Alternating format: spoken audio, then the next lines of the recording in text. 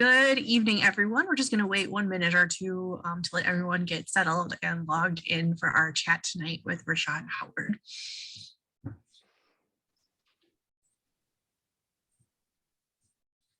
And while we're waiting, feel free to introduce yourself in the chat box. If you would like to tell us where you're listening in from this evening, you'll notice your cameras and mics have been turned off, and you can use the chat or the Q&A to submit any questions that you might have for our special guest this evening.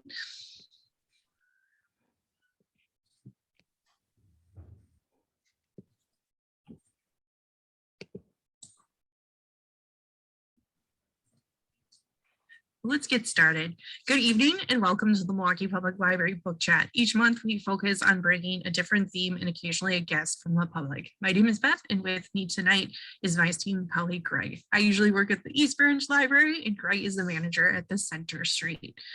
Feel free to use that chat box to interact with each other and to share your own book recommendations as we go along this evening. We'll have time for questions at the end of our program, so feel free to use the Q&A box to send those to Greg and I, and we will ask them of our special guest, Rashad. We invite you to sit back, relax, and enjoy the interview and recommendations. We will send you an email, including all the recommendations that we're giving this evening, along with links to our catalog and any other things we chat about tonight. Don't worry about taking any notes. All right, and without further ado, let's introduce our special guest. Greg, did you want to read the introduction? Sure, I would be happy to. So my pleasure to introduce Rashad Howard. So Rashad is a father, entrepreneur, community leader, born and raised in Milwaukee, Wisconsin. His current brand of business is Cream City Print Lounge, which is a retail printing shop where you can come in and print your own apparel. Rashad Howard is one of Milwaukee Business Journal's top 40 under 40 for community leadership, has won a Biz Times Notable Minority Executive Award and the Governor's Rising Star Business Award. Thank you so much for joining us tonight, Rashad. No problem. Thanks for having me. Thanks for having me. Can you hear me good? Yeah, we can hear you. All right. All right. If we want to take our slide down, we'll get started with some questions. So I noticed you in your business, I was, researching items. I wanted to get a Bucks t-shirt a while ago, and I noticed your business, and I was like, wow, that sounds so cool. Can you tell us just a little bit about your Milwaukee story? You said you're born and raised here. What's kind of keeping you in Milwaukee and your business here in West Dallas? So yeah, I grew up in Milwaukee off of 81st and Billard area. Went to Grand Tosa for elementary school, Grand Tosa Drive. Went to John Muir for middle school. And then for high school, I went to Milwaukee Madison and Milwaukee Benson. Yeah, so growing up, we didn't live in a bad neighborhood, so it was pretty good where we lived.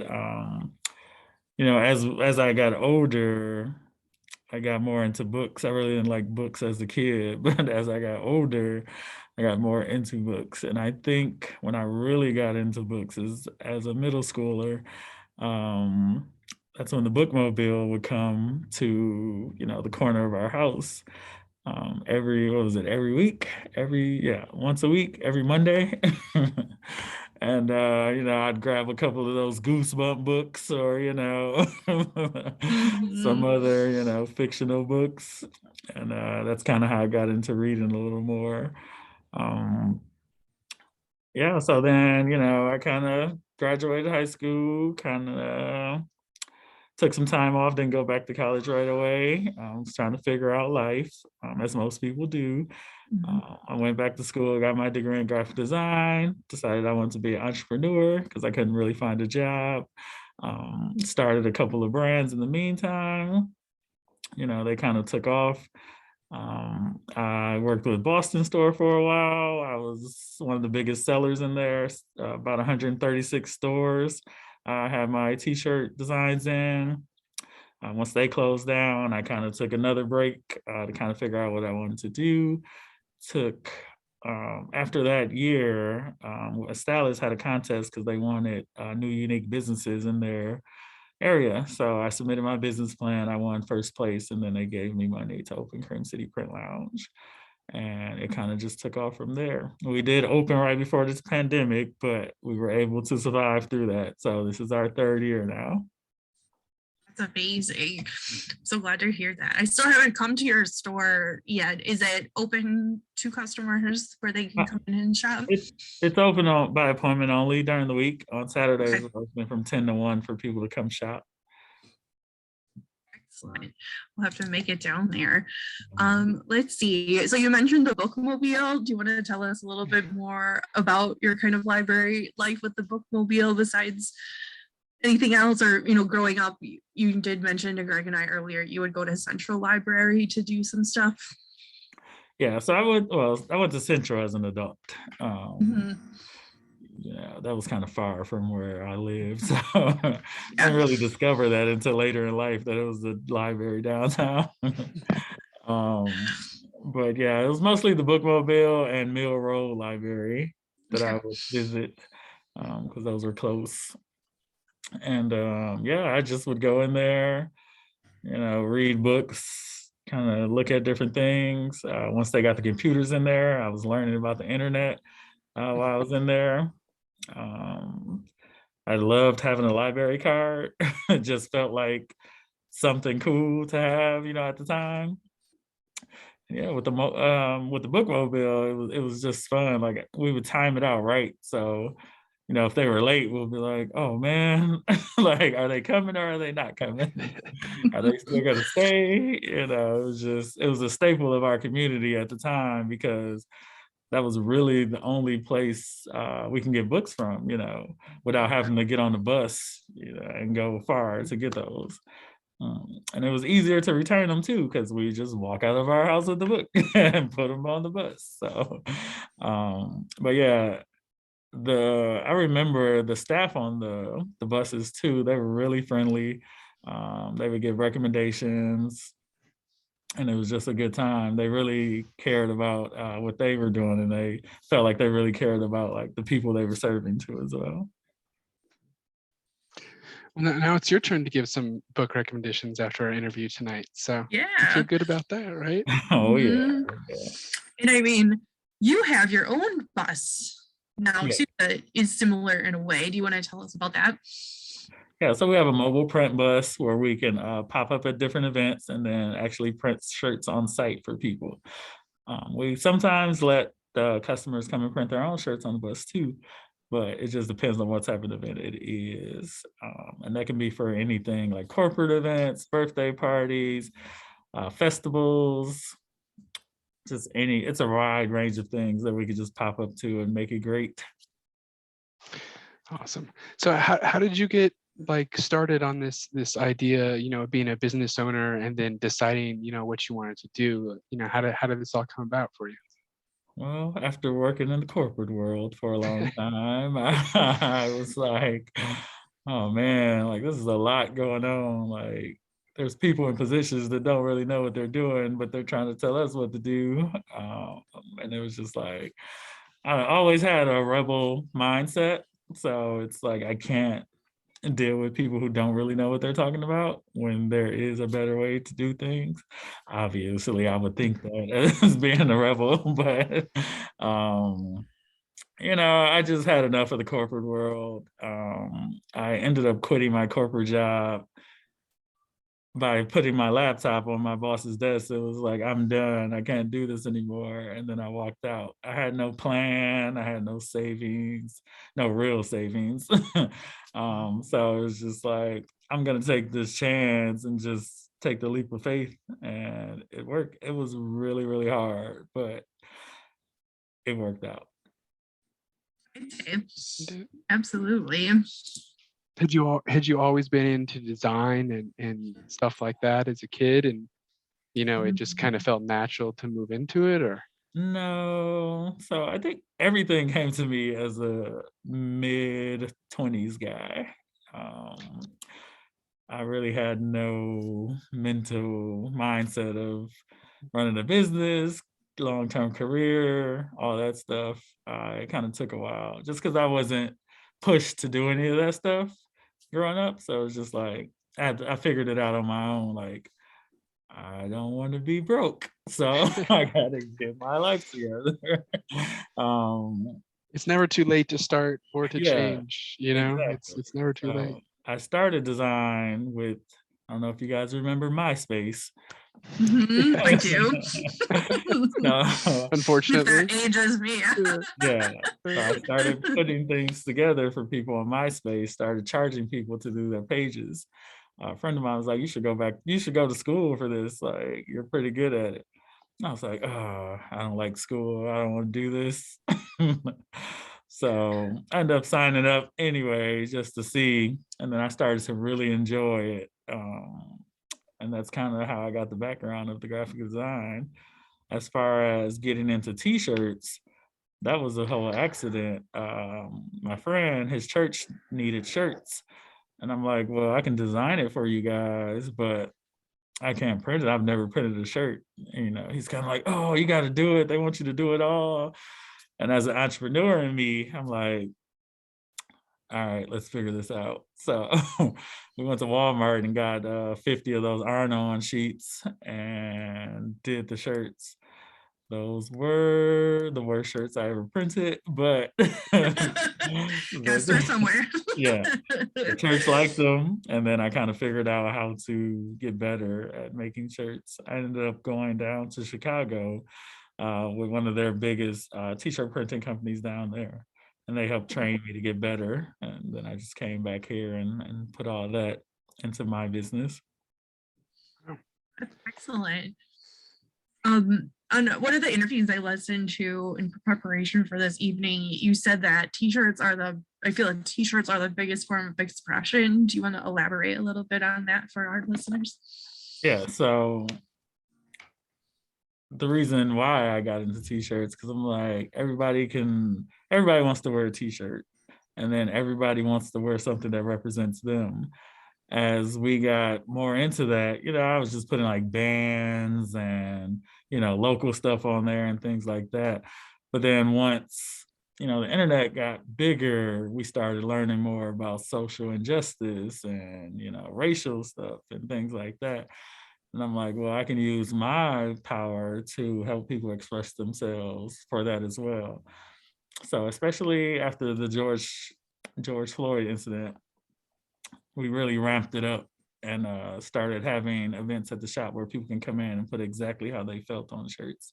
So we had a mixture of people from all different backgrounds, and that was really cool to see, because we don't market to just one background. We market to everyone. If you want to be an ally, we love that. Like, if you don't, that's cool too. But if you come in here, we're going to have a conversation of why you're not that, So, and we did have people like that. So we were having conversations while people were printing their shirts with how they felt about what was going on in the world. So that was really big for us. And that was big for the community too, because, we hear like Milwaukee's one of the biggest segregated, cities in the country. So it's like, how do we start a barrier? With my small business, I'm creating that open space for people to come in and be able to express themselves in a healthy space.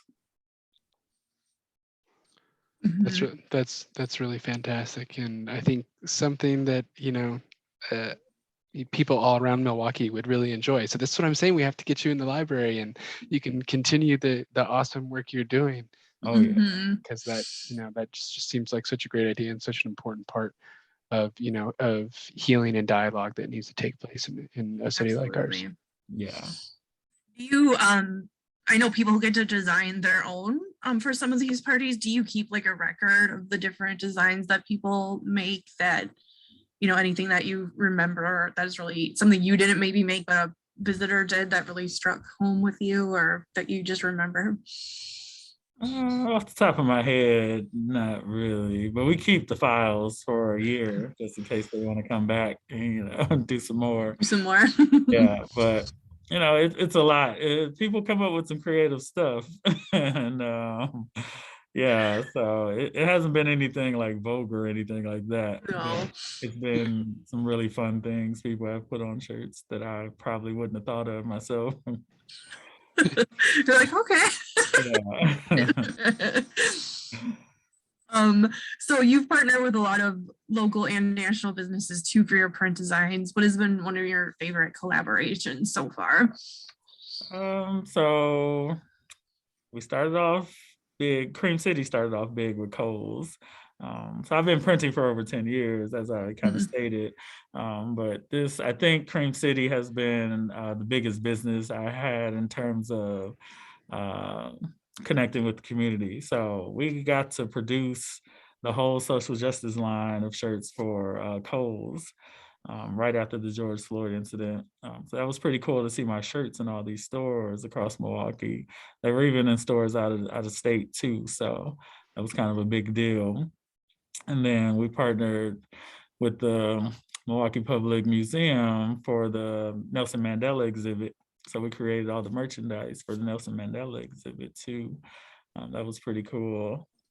And then we also partner with the Bucks. So we do a lot with them and community relations stuff. We get to print shirts for them like 2 to 3 times a year for their corporate people, or even just the shirts. We just launched a shirt in February 28th that they sold in their pro shop. So that was pretty cool. And so yeah, we done stuff for the art museum. We done stuff for a lot of organizations in the city. So I'm just looking forward to partnering with more people like you guys too. And just kind of going from there. Can people come in and get any Buck stuff in your shop or no? No. No.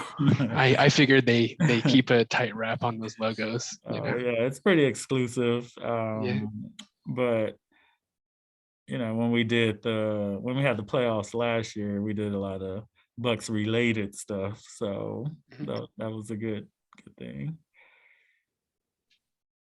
No, that's amazing that you've had these huge partnerships, and yeah, I can't even imagine all the work that you've gone through to make your business successful.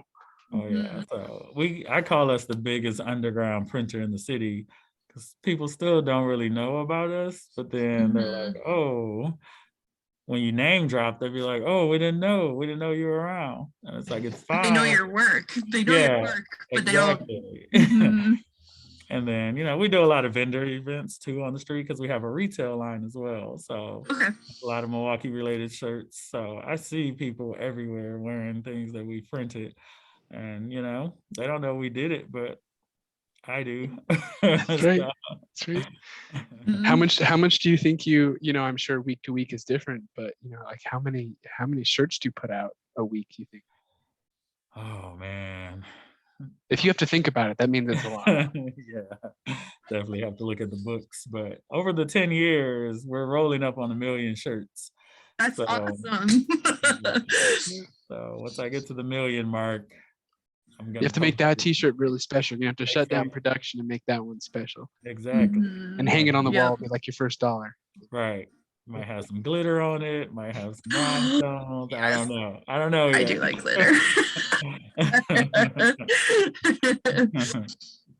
That's so cool. What's your favorite part of the process of making a shirt? I think bringing other people's ideas to life. You know, my designs are cool. I like after I do them, I never think they're good enough. But then once they're on the shirt, people are like, "Oh man, this is awesome! Who made this?" I'll be like, "Me."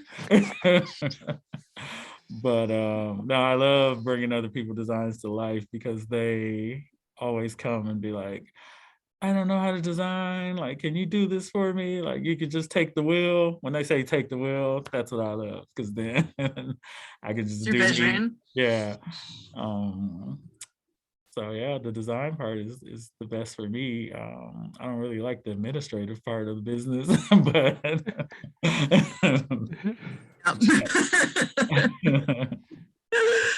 I get that. In your work, you also work with a lot of youth. You do workshops with a lot of young adults. Can you tell us a little bit more about that work? Yeah, so we teach entrepreneurship and graphic design to youth across the city. We work with a company called Arts at Large. We just finished the semester with Bayview High School, helping them create new posters for their school. So all their outside signage for their school, I was helping them create new signage for that. Um, we also do a workshop at Arts at Large where right now I'm working with students to create new Milwaukee posters because the original community posters are like 50, 60 years old. So wanted to help them create something new that helps represent all of Milwaukee, not just the one piece that the old posters represent. And then, we just work with nonprofits. We go do live in-person printing for some of their after-school events and things like that as well. We partner with UWM. We get interns from there for printing and things like that. And we're just looking to team with more in the upcoming months. Maybe even get like more youth interns from high school instead of college to kind of get them started a little early in entrepreneurship. So it's not all about t-shirts when I mentor these kids either. It's about mindset of like where they came from, with their background and things like that, kind of trying to be a father figure if they need that. And then just kind of teaching them about wealth, entrepreneurship, and staying on the right path and not getting deterred by, other kids that just don't want to listen, because I was not a good kid when I was in elementary school, middle school. So I made a whole 360 and got my stuff together. Yeah, that's great that you're bringing, the knowledge that you had to learn yourself, to help some other people out. Yeah. That I think that can go a long way, if they get some extra help at the beginning to set them out, especially on how hard starting your own business is and entrepreneurship. So Yeah. that's great. Yeah. So what can we expect next for you? You got plans for more businesses? What are you thinking? Well, we're trying to franchise Cream City Print Lounge in the next 2 to 3 years. That's the goal. We're also opening a partner with another person, Tiffany Miller. She owns the Bronzeville Collective. Okay. And me and her partnered up. We're going to open up a collective workspace down in 27th and what is it, 27th and 27th Street area. They'll be announcing that in the next couple of months. So we're just doing more things to bring community together. So that's kind of the basis of all my business that I will create. I feel I have a lot to give back. So it's kind of what I'm going to do. I participate in a lot of things around here, just locally, as in, people contact me and be like, hey, come to our open house. We just want to meet you, show you what we do here. I'll go. If I'm free, I'll just go pop up in there. You came and talked to us. We're so grateful. Exactly. So, winning 40 under 40 has put me in another realm as well. So now, I don't want to say like local celebrity, but people are recognizing like the hard work that's been put into growing now, because I'm in this elite league of people.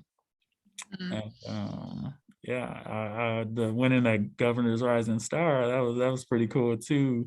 Yeah. Because you don't think people are watching you as you're coming up. That's the thing. I had no idea. Because 40 under 40, you have to get nominated. You need people to nominate you to get it there. I was nominated from within. And so I didn't have to have people nominated. They just like, we've been watching you. So like, yeah. That's excellent. No, I Very love deserved it. honor. Yeah, we so do they give you like a plaque, or would they give you a physical award? Yeah, if I was at my shop, then I could have showed it to you, because they're all on my walls in my shop. But our next also big step is we are going to team with True School and create, we're going to start a program, a mental health program for youth, where percentages of our t-shirts go to helping youth get mental health services. because a lot can't afford it. The parents can't afford it. A lot need it, even if they say they don't. I'm big into mental health. So what we're going to do is start helping them get the help they need through different resources and things like that. Adults will also be included in that too, but we want to focus on the youth, but we're not going to turn anybody away who's looking to get help so they can get into some type of therapy if they need it. What school's the one down there in the old Wisconsin Avenue Mall? Yeah. Yeah. Yeah, and they do a lot of like helping people like start off like in their art career too, right? Like make music and stuff like that. Yeah. I've heard of that before. Yeah. That seems like a really great partnership. We're Milwaukee area is lucky to have you. Yeah. Absolutely. And so necessary. I mean, my kids go to MPS and just seeing what their friends are going through in these times, it's tough out there right now. And that'll be really important to a lot of families. Yeah, for sure. Awesome. I think you mentioned your next event is going to be at Pride Fest this year. Is that in June this year? No, I won't be there because You won't be there. Okay. But I'm helping Courage MKE get together for that, so they can get all their setup ready for that with their merchandise and things like that. I think our first big event will be the Milwaukee Night Market down there on downtown in front of the Avenue. The first I'll see you down there for sure. Right? This is the first night market in almost 2 years. Is that? Yeah. Yeah, which is exciting. I'm glad it's coming back. That was always so cool. Well, no, they had it last year actually. Okay, time is strange. I don't think it wasn't for the full season. I don't think last year. No, yeah, it wasn't for the full season. I think they did one. But yeah, well, we have West Dallas has a big street festival too, the first Sunday in June. It's called West Dallas a la carte. So that's actually going to be the first one. But then we're also going to be doing State Fair this year. Again, oh, nice. We did that last year, so we're going to do it again this year. And there's a couple more. I just can't think off the top of my head. But all right. I'm sure you can find out on your social media, right? Yeah, we'll be out here. We're trying to team up with the Milwaukee Parks too, to kind of go to the beer gardens and set up next to the beer trucks. Yeah, traveling beer gardens are fun. That would be so great. I would buy a shirt. Yeah, so hopefully we can get into that. Beer can loosen a pocketbook too. That's right. Yeah. Excellent. So it looks like we have just 2 questions. Do you want to answer 2 audience questions? Sure. Jump into our book recommendations. So someone would like to know, do you have any inspiration, artists, or specific styles that you're more drawn to than others in your designs? So I'm kind of a weird designer. I'm all over the place. I don't have a set. I have many different artists I like. I go to different, speaking engagements. I feed off other artists in the city too. I never remember their names. I just remember their work. And it's like, I can match their face to their work, but not to their name. So, no, I'm inspired from what happens around me in life. That's what I get inspired by. I just love art. I travel a lot too. So I just came from Costa Rica. Their art and everything was amazing there. I went to New Orleans 4 weeks before that. I went in their art district. That was amazing. Went to Cancun. Before that, I went to Orlando. I was in Amsterdam a couple years ago. I really love their artwork.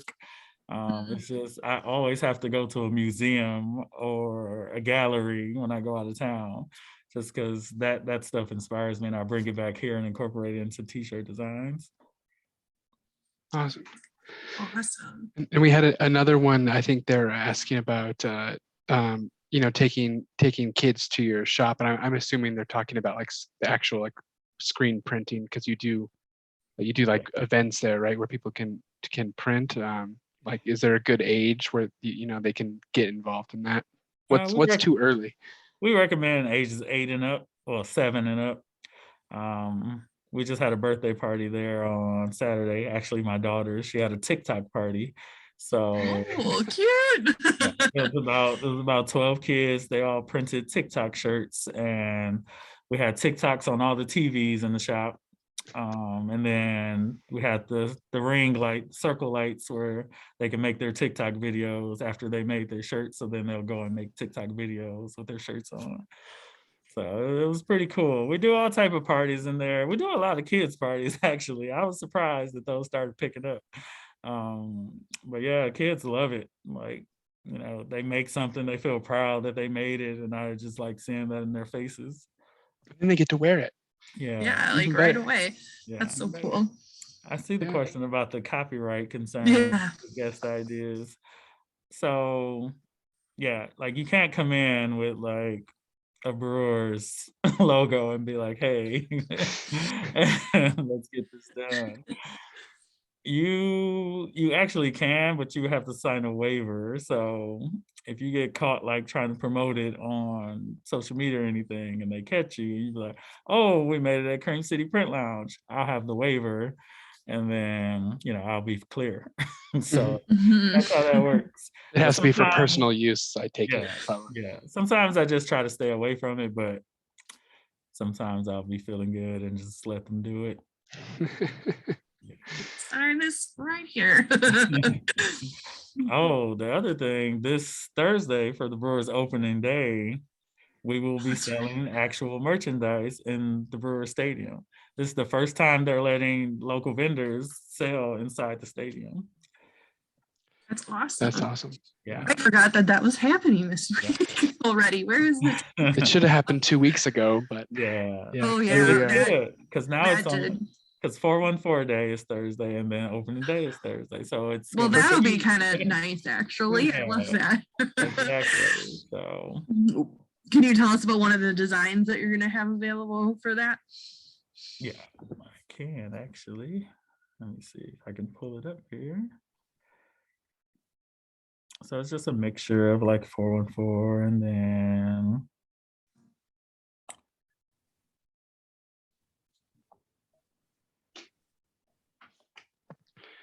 I don't know if you guys can see that Yeah, I A can. little bit. Little a bit. little bit. Hey, I think it looks awesome. It's on our website, Cream City Okay. Print Lounge. We'll send a link Yeah. to that in our follow-up. Yeah, you can get on there. Just go to shop and it's the first two that's up there. Cool. Can folks buy them on your website right now too for Yeah, interest? so we're doing pre-order. So you can buy it on there and then you can either pick it up at our store or you can get it shipped if you don't need it by opening day. Because it's universal, so it doesn't say opening day on there. Okay, Yeah. perfect. I love it. Looks like that's all of our questions for right now. So why don't we jump into our book recommendations? So I just pulled a couple of photos of you, Rashad. Oh, yeah. If anybody wanted to see those. There was your 40 under 40 picture. And then I'm assuming this is your shop that Yes. you're in. Okay. Awesome. Looks great. All right, so I guess we'll start with you, Rashad. So Mhm. these yeah, go for it. Say as little or as as much as you like. So Damon John is one of my business mentors, because he started the brand FUBU, if you guys don't know. So that was an urban brand. He started with nothing, had no money. He started printing the shirts in his house. He started selling them on the corners. Same things I was doing when I started. So what he did, he started thinking outside the box. He started going to hang around where they were shooting these music videos and things like that. He caught the attention of LL Cool J. LL Cool J put one of his shirts on in the video. After that, he blew up. He got, I think, yeah, it was Boston Store actually who first offered him space in their store. So he was like, oh, I don't have the money to do this, but he didn't say no. He was like, I'll figure it out. So he scratched and climbed and asked everybody he could to get the money, and finally found somebody to give him the money to go ahead and get the money to get all that order out. So he's always been my like inspiration. And when he came out with this book, I was like, oh, I have to read it because it's going to be more in there than what I know. And my career path actually follows some of the same things he did. When I first got in Boston store, I didn't have the money to cover that PO order, It was like, what do I do? So I teamed with another printer who gave me a credit to do it. And then that's how that happened. So it's all about, he's all about not giving up, never say you can't do something without trying it first. And even if you fail, just keep going.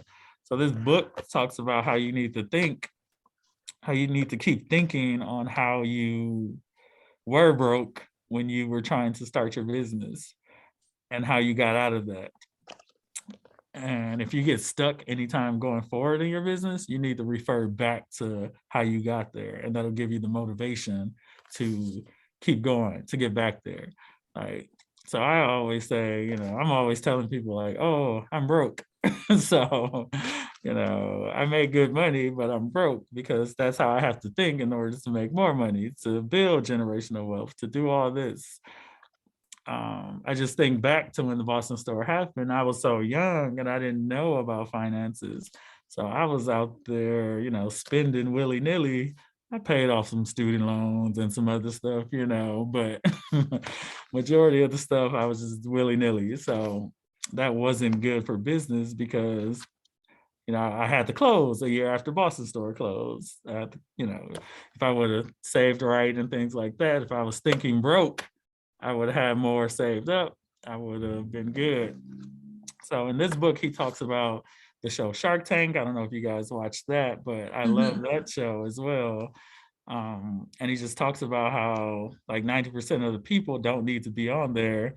They have it and they feel they need help, but coming on Shark Tank, they get the life lesson of you can do it yourself. Like stop, once you stop and look for a handout, that's when you start kind of going down because then that's taking away your drive.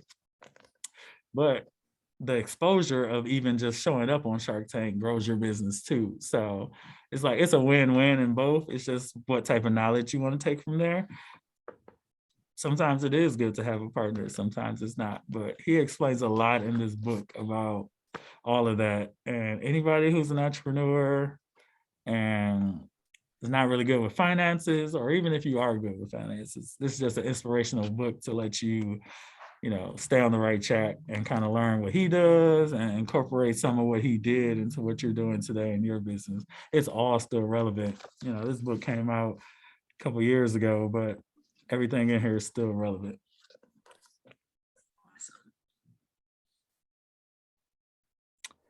Yeah, I see people check that one out in the library. Still. Yeah, you can get that on Amazon. You can get that, library if it's in there. It's still there in every library. We got a lot of copies, so okay, put it on hold. And then the Giannis book, I actually just started reading this one because like this guy is cool. Who doesn't like this guy? He's like, I don't know. He's just down to earth. He's really humble about where he comes from. He's very family oriented. When he first came to Milwaukee, I was one of those people like, who is this guy? Like, why are we driving him? Like, we're not going to win a championship for another 10 years. And, he changed everybody's mind by working hard at what he did and never listening to people telling him that he wasn't enough. So, growing up where he did, he made sure his family came up with him. He made sure he took care of everybody. And he's just super humble about it. I love how he talks about family a lot in this book and just working hard, like never giving up. He's never satisfied until he's got that championship. And the fact that he said, he said he didn't want to do the Space Jam movie because he wanted to focus on winning the championship. That says a lot about your character, He probably would have got paid a lot of money to go do that, but he's like, no, I'm gonna work out and do this for my city and my team, and that sticks with me. Like, money's not everything. It's your morals and your commitment, is worth more than anything. Yeah, Michael did it after he already won a few championships. Yeah, yeah. So, and Kobe Bryant was one of my biggest I was his biggest fan per se. But I love how Guinness looked up to him too and took his mindset and incorporated into his. So I see the similarities on how he works, how hard he works to learn the game, to make his game better, things like that. So hopefully we get number 2 this year.